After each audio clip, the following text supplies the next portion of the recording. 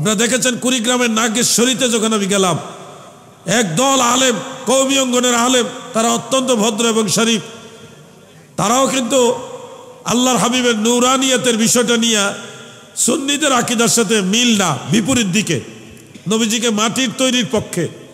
আমাকে প্রশ্ন করেছে, আপনি নবীজিকে নূরের তৈরি মনে করেন না মাটির তৈরি মনে করেন? আমি পরিষ্কার বলেছি, আমি আল্লাহ রসুলকে নূর এবং নূরে মুজাসসাম, নূরের তৈরি মনে করি।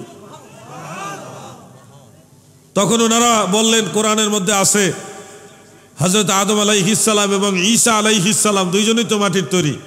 ইন্না মাসালা ঈসা ইনদাল্লাহি কামাসালি আদম। ঈসা নবীর উপমা আর আদম নবীর উপমা সেম সেম। তা আমি তাদেরকে বললাম, ভাই এটা তো সাধারণ বিষয়, এখানে আদম নবীরও বাবা নাই, ঈসা নবীরও বাবা নাই। উদাহরণটা আসছে উনারও বাবা নাই, উনারও বাবা নাই, বাবা নাই ওখানে মেসাল। কিন্তু সৃষ্টিগতভাবে কে কিসের সৃষ্টি এটা আল্লাহ তাআলা এর পরে বলেছে, খালাকাহু মিন তুরাবিন, আমি তাকে মাটি থেকে সৃষ্টি করেছি।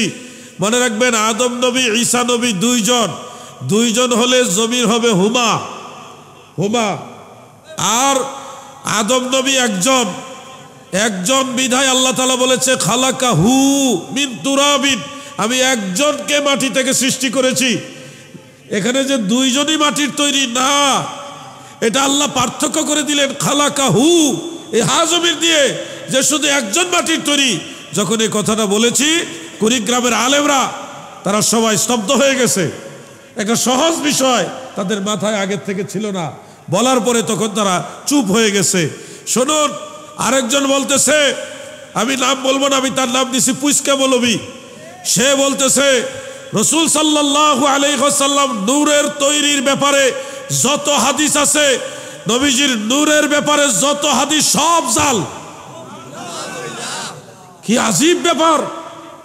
এরা জাল কোম্পানি ডিলার, যারে বলছে তারা জাল বানাই দিতেছে, যে কোনো হাদিস জাল বানাই দিতেছে, কোনো রেফারেন্স দেয় না। সে যদি একজন ইমাম মুহাদ্দিসের রেফারেন্স দিয়ে বলতো যে এটা অমুক ইমাম বলেছে জাল, তাও মনটারে বুঝাইতাম। সে পাইকারি দরে বলল নূরের ব্যাপারে যত হাদিস সব জাল, অথচ নূরের ব্যাপারে অনেকগুলো সহিহ হাদিস, হাসান হাদিস রয়েছে। নাসিরউদ্দিন আলবানী পর্যন্ত নূরের হাদিসকে সহিহ বলেছে। এরা বসে রয়েছে কি জানেন, আউয়ালু মা খালাকাল্লাহু নূরি, ওইটা দিয়া যে এটা জাল হাদিস। আরে ভাই, আমরা তো এই হাদিস সম্পর্কে চূড়ান্ত ডিসিশন কি দেই এটা আপনার জানতে হবে। আমাদের ডিসিশনটা হলো আব্দুল হাই লখনবী রহমতুল্লাহ আলাইহি আসারুল মারফুয়ার মধ্যে বলেছে, এটা মানান অর্থগতভাবে অন্য হাদিস দ্বারা প্রমাণিত সমর্থিত একটা হাদিস। এটাকে আমি আলাউদ্দিন জিহাদি না, আমরা সুন্নি আলেমরা না, আগের যুগের অসংখ্য ইমামরা মানান হাদিসের রাসূল হিসেবে উল্লেখ করেছেন। দেওবন্দের আলেমরা উল্লেখ করেছেন, রশিদ আহমদ গাঙ্গুহি সাহেব পর্যন্ত এটা উল্লেখ করেছেন, অন্য মুহাদ্দিস যারা তারা উল্লেখ করেছেন। আর নবীজি নূর হওয়ার ব্যাপারে এটাই তো চূড়ান্ত দলিল না। বাইহাকির মধ্যেও তো হাদিস আছে, আল মুস্তাদরাক আলা সাহিহাইনের মধ্যে হাদিস আছে, বহু হাদিস আছে নূরের ব্যাপারে। তারা পাইকারি দরে বলে দিল নূরের ব্যাপারে যত হাদিস সব জাল। আমি বলবো সব হাদিস জাল না, তুমি নিজেই জাল বলবি, ঠিক কিনা বলেন? রাসূল করিম সাল্লাল্লাহু আলাইহি ওয়াসাল্লামের নূরানিয়তের বিষয়টা পৃথিবীর কোনো মুহাদ্দিস অস্বীকার করে নাই।